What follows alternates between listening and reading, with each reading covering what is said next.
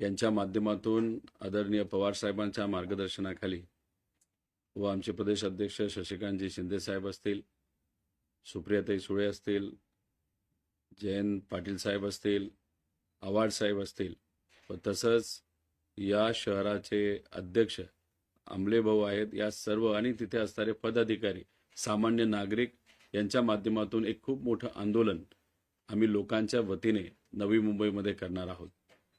हे आंदोलन कशासाठी करत आहोत तर मोठ्या प्रमाणात महागाई जी वाढलेली आहे आणि ती महागाई वाढल्यामुळे मिडल क्लास असतील, सामान्य लोक असतील, यांना खूप मोठ्या प्रमाणात अडचणी वाढत चाललेल्या आहेत. त्याच्यामध्ये पेट्रोलचे दर, डिझेलचे दर, त्याच्याचबरोबर घरगुती गॅस असेल नाही तर कमर्शियल गॅस असेल, त्याचे दर जे वाढलेले आहेत त्याच्यामुळे लोकांना जी अडचण येते आणि ती अडचण लोकांना बोलता येत नाही, तर लोकांच्या वतीने आम्ही सर्वजण रस्त्यावर उतरून लोकांचा रोष त्या ठिकाणी व्यक्त करणार आहोत. त्याच्याचबरोबर इतरही काही शहरातले जे मुद्दे आहेत ते आपापले नेते त्या त्या भागातले जे तिथं आल्यानंतर व्यक्त होतील. त्यामुळे शहरी भागातल्या लोकांना, सामान्य लोकांना आणि जसं शहरी भागातल्या लोकांना ही अडचण आहे तसंच तमाम महाराष्ट्रातल्या सामान्य नागरिकांना ही अडचण आहे. त्यामुळे महागाईच्या विरोधात एक खूप मोठं आंदोलन नवी मुंबईमध्ये आम्ही सर्वजण मिळून त्या ठिकाणी करणार आहोत, लोकांच्या वतीने करणार आहोत आणि हे आंदोलन नक्कीच मोठं होणारच. त्याच्याचबरोबर आमचं म्हणणं आहे की झोपलेल्या सरकारला जागं करायचं असेल, नाही तर झोपलेलं सोंग घेणाऱ्या सरकारला जागं करायचं असेल तर कुठं ना कुठंतरी काहीतरी मोठं करावं लागतं. त्यामुळे आम्ही विचार केलाय की आम्ही जो मेन हायवे आहे नवी मुंबईचा तो लोकांच्या वतीने त्या ठिकाणी अडवणार आहोत. दादा, कुठेतरी रस्ता रोको तुम्ही करणार आहात, मात्र पोलिसांकडनं परवानगी मिळाली नाही असं त्यांचं म्हणणं आहे. आज जर आपण बघितलं तर पत्रकारांना सुद्धा जर ओपनली व्यक्त व्हायचं असेल तरी त्यांना परवानगी दिली जात नाही. त्यामुळे या देशामध्ये, या राज्यामध्ये अघोषित आणीबाणी आहे. पण तरी सुद्धा पोलिसांनी काही सांगितलं असेल, किती आम्हाला घाबरवण्याचा प्रयत्न केला असेल, तरी सरकारला जाग करण्यासाठी आपल्याला काही ना काहीतरी आक्रमक करावं लागतं. आणि लोकांना आक्रमक होता येत नसेल, कारण का त्यांना दैनंदिन जीवनामध्ये बऱ्याच काही अडचणी असतात, रस्त्यावर त्यांना तसं उतरता येत नाही. पण आज लोकांनी खूप चांगला पाठिंबा आम्हाला दिलाय आणि देतील असा आम्हाला विश्वास आहे. त्यामुळे कुठं ना कुठंतरी लोकांचा रोष हा आपापल्या पद्धतीने आंदोलन करून व्यक्त होणं ही आपल्या सगळ्यांचा अधिकार आहे आणि तो अधिकार या ठिकाणी आम्ही बजावणार आहोत. राज्यातील शेतकऱ्यांना 2 लाखाची सरकारने कर्जमाफी केलेली आहे. मंत्रिमंडळात त्याचा निर्णय देखील झालेला आहे. मात्र आदित्य ठाकरे असं देखील म्हणतात की आमच्या सरकारने देखील केली होती, मात्र आम्ही होर्डिंगबाजी कधी केली नाही. होर्डिंगबाजी हा विषय वेगळा राहिला, पण ही जी कर्जमाफी दिलेली आहे ती तर फसवी कर्जमाफी आहे. चांगली मनापासून कर्जमाफी करायची असते, त्याला नियत चांगली लागते. पण हे सरकार फक्त दिखावापणा करते असं आमच्या सगळ्यांचं मत आहे. ही कर्जमाफी देत असताना त्यांनी इतक्या अटीतटी टाकल्यात. आदरणीय पवार साहेबांनी जेव्हा कर्जमाफी दिली होती अख्ख्या देशाला, तेव्हा कुठली अट टाकली नव्हती. जेव्हा कोविडच्या काळामध्ये आर्थिक अडचण असताना सुद्धा लोक अडचणीत आहेत, लोकांना आपल्याला मदत करायची, तेव्हा बिना अट आपण त्यावेळेस कर्जमाफी दिली होती आणि 100% शेतकरी त्या निकषात जे बसत होते त्यांना लगेचच्या लगेच तिथं पैसे मिळाले होते. 2017ला जेव्हा देवेंद्र फडणवीस साहेबांचं सरकार या महाराष्ट्रामध्ये होतं, इतक्या अटी टाकल्या होत्या की त्या अटी वाचता वाचताच लोक बेहाल झाली होती आणि बऱ्याच लोकांना त्यातून सुद्धा वगळण्यात आलं होतं. काल सुद्धा आपण जी काही कर्जमाफी ती डिक्लेअर झाली त्याचा जर अभ्यास केला, त्याच्यामध्ये जे काही प्रलंबित कर्ज आहेत शेतकऱ्याचे, त्याच्यामध्ये सुद्धा अटी टाकल्यात. ती अट काय की समजा जर 2019ला काही शेतकऱ्यांनी कर्जमाफीचा लाभ घेतला असेल तर त्यांना जास्तीत जास्त 50,000 रुपयाची कर्जमाफी. एक तर सरकारने समजून घेतलं पाहिजे, त्यावेळेस शेतकरी खऱ्या अर्थाने अडचणीत होते आणि मग अडचणीत असणारा शेतकरी त्यावेळेस जर आपण बघितला तर या राज्यातले 90% शेतकरी अडचणीत होते. त्यामुळे 90% शेतकऱ्यांनी म्हणजे 33 लाख शेतकऱ्यांनी त्यावेळेस कर्जमाफीचा लाभ घेतला होता. लाभ नाही, तो त्यांचा अधिकार होता जो सरकारने त्यांना मदत त्या ठिकाणी केली होती. आता मग 33 लाख शेतकऱ्यांनी ती मदत तिथं घेतली असेल तर त्याचा अर्थ त्यांना तुम्ही फक्त 50,000 रुपयेच तिथं देणार आहात. त्याच्यात पण त्यांनी अट अशी टाकलेली की समजा 1 लाख तुमचे जर ड्यू असतील, नाही तर तुमचे कर्ज तिथं कर्ज थकीत असेल 1 लाख रुपयाचं, तर आधी 50,000 भरा, मग मी तुम्हाला 50,000 देतो. म्हणजे OTS सिस्टम त्यांनी आणली की म्हणजे हॉस्पिटलमध्ये गरीब माणूस गेल्यानंतर आधी पैसे भर, मग तुला ट्रीटमेंट करतो, अशी भूमिका दुर्दैवाने त्या ठिकाणी सरकारने घेतलेली आहे. असे 33 लाख त्याच्यामध्ये सर्व शेतकरी आहेत. 90% शेतकरी या कॅटेगरीमध्ये त्या ठिकाणी येतात. म्हणजे कुठं ना कुठंतरी अप्रत्यक्षपणे बँकेची वसुली करण्याचा प्रयत्न सरकार तिथं करतंय. फक्त 50,000 रुपये. अहो, ह्या 50,000मध्ये या लोकांचं काही त्या ठिकाणी होणार नाही. त्यामुळे पूर्णपणे ही फसवी कर्जमाफी त्या ठिकाणी आहे. आणि आधीचे म्हणजे 2 लाखाचं ज्याचं कुणाचं काय भरायचं असेल, समजा त्या 2019ला ज्यांनी ते लाभ घेतला असेल, 2 लाख असेल, 1.5 लाख भरा, मग 50,000 मिळणार. 3 लाख जर कर्जबाजारी झाला असेल शेतकरी तर 2.5 लाख भरा, मग 50,000 देणार. आणि जे राहिलेले शेतकरी आहेत, जे समजा तिथं 2019 मध्ये आले नव्हते, फार कमी आहेत, 10%च आहेत, तर त्यांचं कसं आहे की जर 3 लाख रुपये जर प्रलंबित असतील, 1 लाख रुपये भरा, मग 2 लाख रुपये देतो. म्हणजे सांगताना सांगतात की बिना अट आम्ही केलं. अरे पण इतक्या अटी तुम्ही टाकल्या, त्यात शेतकऱ्याला मदत होईल असं मला तरी त्या ठिकाणी वाटत नाही. कुठंतरी गरिबीची थट्टा केली, शेतकऱ्याची थट्टा केलेली आहे. द्यायचं म्हणून देण्याचा प्रयत्न त्या ठिकाणी केला गेलाय. आणि जे प्रामाणिक शेतकरी आहेत त्याला 50,000 का 1 लाख रुपये द्या ना, काय हरकत आहे तुम्हाला. पण मग हे जे काय केलेलं आहे ते फसवेगिरी केलेली आहे आणि कुठंच काही शेतकऱ्याला त्याचा लाभ होणार नाही. आर्थिक अडचणीत शेतकरी आहे. सोयाबीनचे भाव वाढले नव्हते, त्यात शेतकरी फार अडचणीत आलेला आहे. त्याच्यात कापसाचे भाव वाढले नव्हते, आता कापसाचे भाव वाढायला लागले की तुम्ही लगेच इम्पोर्ट करण्यासाठी तिथं परवानगी दिली. कांद्याची काय परिस्थिती हे तर गेले काही दिवस आम्ही सर्वजण लढतोय. आणि त्याच्यात फर्टिलायझरचा खर्च म्हणजे आपल्या खताचे खर्च मोठ्या प्रमाणात वाढलेले आहेत. डिझेल मिळेना, जे मिळतंय ते महागडं मिळतंय.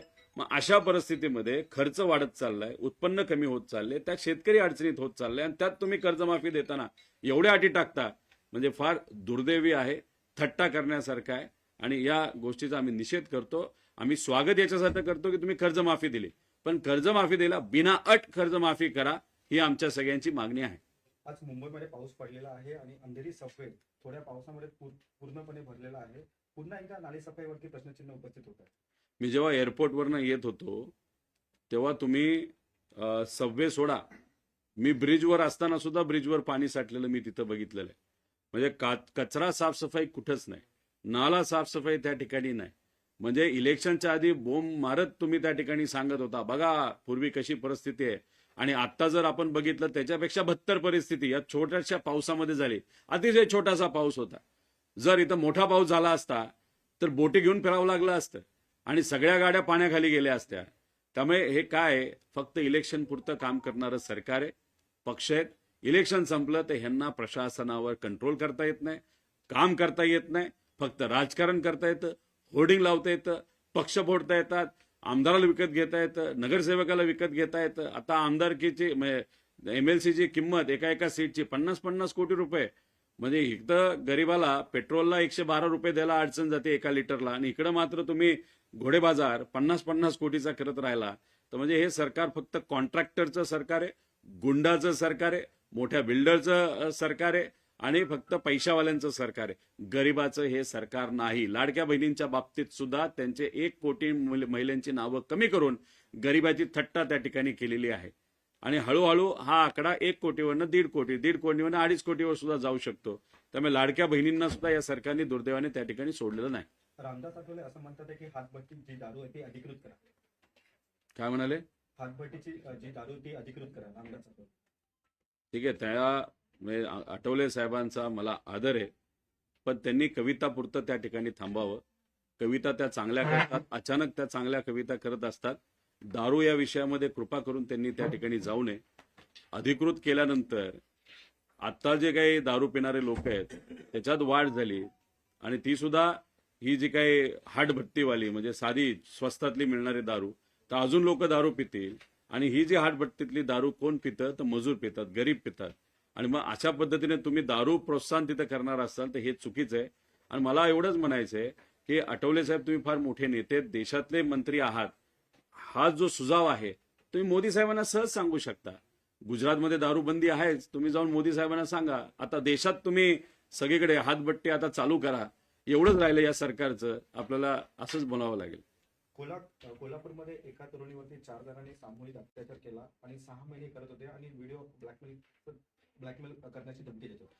दादा, या राज्यामध्ये दिवसाला 24 बलात्कार होत आहेत, म्हणजे तासाला 1 बलात्कार होतोय. जे पॉस्कोच्या केसेस, म्हणजे लहान मुलीवरच्या ज्या केसेस आहेत, या राज्यात दिवसाला 8 होत आहेत. ही दुर्दैवी गोष्ट आहे. आणि अशा पद्धतीने या केसेस जर वाढत चालल्या तर कुठं ना कुठं तरी एक गोष्ट आपल्याला मात्र कळते की कायदा व सुव्यवस्थेवर कुठेही कंट्रोल राहिलेला नाही. मुलींना नाही तर महिलांना फक्त कुठंतरी काही लोक, ठराविक प्रवृत्तीची लोक, मनुवाद विचाराची लोक फक्त एक वस्तू म्हणून त्या ठिकाणी समजतात आणि त्याचा फक्त वापर करायचा, अशी प्रवृत्ती दुर्दैवाने या महाराष्ट्रामध्ये वाढत चालली का काय, अशी आम्हाला भीती वाटते. महिलांवरचे अत्याचार आपण जर बघितले तर 50,000पेक्षा जास्त अत्याचार महिलांवर वर्षाला त्या ठिकाणी होतात. आणि केसेस जर बघितल्या तर 46% केसेसमध्ये फक्त चार्जशीट होती महिलांच्या बाबतीत, फक्त 46%. जे 54% केसेसमध्ये चार्जशीट सुद्धा होत नाही, म्हणजे पोलिसांकडनं साधा तपास सुद्धा पूर्ण त्या ठिकाणी होत नाही. आणि लोक जातात कोर्टामध्ये न्याय मागण्यासाठी, तिथं फक्त 4% केसेसमध्ये ती जी काय न्याय प्रक्रिया आहे ती पूर्ण होते. म्हणजे 96% केसेस कोर्टामध्ये सुद्धा अडकून बसतात. त्यामुळे कुठेतरी महिला या अत्याचाराच्या पोटी त्या ठिकाणी त्यांचं दुर्दैवाने फार मोठ्या प्रमाणात अडचण वाढत चालली. मला फक्त देवेंद्र फडणवीस साहेबांना एवढंच म्हणायचं, तुम्ही फार मोठे नेते आहात, मुख्यमंत्री आहात, पण होम मंत्रालय हे फार क्रिटिकल डिपार्टमेंट असतं आणि तुम्हाला वेळ मिळत नसावा होम डिपार्टमेंट बघायला. त्यामुळे एका कार्यक्षम व्यक्तीला होम डिपार्टमेंट तुम्ही त्या ठिकाणी द्यावं, एकच डिपार्टमेंट द्यावं. कारण का आज या महाराष्ट्रातली कायदा व सुव्यवस्थेची परिस्थिती बिहारपेक्षा वाईट त्या ठिकाणी झालेली आहे. त्यामुळे मंत्री जर वेगळा एकटा असेल तर कदाचित चांगलं काम करू शकेल असं आम्हाला वाटतं. त्यामुळे आम्ही विनंती करतो, राजीनामा द्या असं मी म्हणत नाही, पण तुमचं पद दुसऱ्याला द्या, हे मात्र त्या ठिकाणी आम्ही लोकांच्या वतीने कृपा करून तुम्हाला या ठिकाणी विनंती करतो. गडचिरोलीमध्ये दारूबंदी उठवावी असे अजित पवार गटाचे आमदार धर्मराव अत्रप म्हणतात. जिथं जिथं दारूबंदी झालेली आहे तिथं तिथं इल्लिगली दारू मोठ्या प्रमाणात विकली जाते. चंद्रपूरमध्ये आपण जर बघितलं तर मुलांच्या दप्तरात दारू विकली जात होते. तिथं गुंड वाढले होते, गुंडाशाही वाढली होती. जशी कोयता गँग पुण्यामध्ये वाढलेली तसं त्या भागामध्ये गुंडाशाही इतक्या मोठ्या प्रमाणात वाढली होती की कुठेतरी लोकांनीच इच्छा व्यक्त केली की आता हे दारूबंदी हा विषय तुम्ही आणू नका. फक्त प्रशासनाकडनं जर तिथं कंट्रोल केला गेला, जो एक्साईज डिपार्टमेंट आणि पोलीस डिपार्टमेंट त्यांनी जर कंट्रोल करून ही जी काय प्रकारची दारू आहे ज्याला हाटबट्टी आपण म्हणतो ती जर कंट्रोल केली तर मला असं वाटतं की तिथं कुठंच काय अडचण येणार नाही. पण प्रॉब्लेम असा आहे की हफ्ते घेण्यामध्ये पोलीस डिपार्टमेंट काही या महाराष्ट्रामध्ये आता कमी पडत नाही. पुण्यामध्ये तर ओपन केसेस आहेत. उद्या मी पुण्यामध्ये जाऊन त्या काही केसेस सांगणार आहे की जिथं कुठं ओपनली पोलीस हफ्ते घेतात आणि दारूचे धंदे त्या ठिकाणी चालू ठेवतात. प्रॉब्लेम कुठं असेल तर ठराविक, सगळे नाही पण ठराविक पोलीस अधिकारी आणि पोलीस विभागातले लोक हे या लोकांना वरदान देत असल्यामुळे, ताकद देत असल्यामुळे कुठंतरी इल्लीगल गोष्टी वाढत चालल्यात. त्यामुळे गडचिरोलीमध्ये काय परिस्थिती आहे, त्याच्या मागे काय गुंडाशाही आहे, हे सुद्धा त्या ठिकाणी बघितलं पाहिजे. दादा, तुम्ही नवी मुंबईमध्ये आज आंदोलन करताय. सुसज्ज शहर आहे, मात्र डान्स बार या ठिकाणी मोठ्या प्रमाणात आहेत. इलिगल पद्धतीने गोष्टी चालतात आणि दुसरीकडे एका अधिकाऱ्यांची बदलीच होत नाही. 4-4, 5-5 वर्ष एकाच ठिकाणी असतात. काय झालंय की अधिकाऱ्यांमध्ये सुद्धा 2 गट पडलेत. हा भाजप विचाराचा अधिकारी, हा शिंदे गटाच्या विचाराचा अधिकारी आणि हा सामान्य लोकांच्या विचाराचा अधिकारी. जो सामान्य विचाराचा अधिकारी असतो त्याला बदली पटकनी करून टाकली जाते आणि असे काय 4-4, 5-5 वर्ष एकाच ठिकाणी एकाच डिपार्टमेंटमध्ये बसणारे लोक हे कोणाचा तरी वरदास्त असतो. कारण का ते तिथून हफ्ता वरती तिथं पाठवत असतात. पुण्यामध्ये एक अधिकारी आहे, साधा इंजिनियर आहे महानगरपालिकेचा. त्याची प्रॉपर्टी किती आहे? 2,000 कोटीची. त्याचा पगार किती? 60,000 रुपये. 60,000 रुपयाचा अधिकारी, ज्युनियर इंजिनियर, त्याची प्रॉपर्टी पुण्यामध्ये 2,000 कोटी रुपये होत असेल तर याच्यावरच समजून घ्या की जो माणूस तिथून हलत नाही तिथं काय, कारण तो नेत्यांना हफ्ता तिथून पाठवत असतो. अशीच कदाचित परिस्थिती ही नवी मुंबईमध्ये सुद्धा असू शकते. राहिला प्रश्न डान्स बार आणि इतर काय गोष्टींचा, आता याच्या मागे सुद्धा हफ्ता वसुली असते. याच्या मागे हफ्ता हा फक्त काही पोलिसांपर्यंत जातो असं नाही, हा हफ्ता फार नेत्यांपर्यंत त्या ठिकाणी जात असतो. जेव्हा इलेक्शनमध्ये गुंडांचा वापर मोठ्या प्रमाणात केला गेला, आता गुंडांना वाटतंय आता मस्त आपलं सरकार आलेलं आहे, आपण काही केलं तरी पोलीस आपल्यावर कारवाई होत नाही आणि कारवाई होत नाही म्हणून डान्स बार आणि असे सगळे जे काही चुकीचे प्रवृत्तीचे धंदे आहेत ते मोठ्या प्रमाणात त्या ठिकाणी वाढत चाललेत. प्रॉस्टिट्यूशन वाढते, ड्रग्सची विक्री मोठ्या प्रमाणात तिथं वाढत चालली, गुंडाशाही तिथं वाढत चालली. त्यामुळे ह्या सगळ्या गोष्टी का वाढत चालल्यात कारण गुंडांचं सरकार या राज्यामध्ये आलेलं आहे, सामान्य लोकांचं नाही. एकीकडे अधिवेशनामध्ये मुख्यमंत्री स्वतः म्हणतात का नियमांचं उल्लंघन केलं तर कारवाई होईल आणि दुसरीकडे 9:30 पर्यंतच टायमिंग असून सुद्धा पहाटेपर्यंत सुरू असतात. याला कोणातरी वरदस्त आहे. हे बघा, कसं असतं की एखादा नेता बोलून जातो, गय करणार नाही, पाताळातून शोधून काढेल, त्याव करेल ह्याव करेल. अजितदादांच्या बाबतीत देवेंद्र फडणवीस साहेबांनी हेच सांगितलं होतं. ऐकताना इतकं आमचं मन भरून आलं की अरे उद्याच आता काही लोकांना पकडलं जाईल. त्यानंतर गेले 2 महिने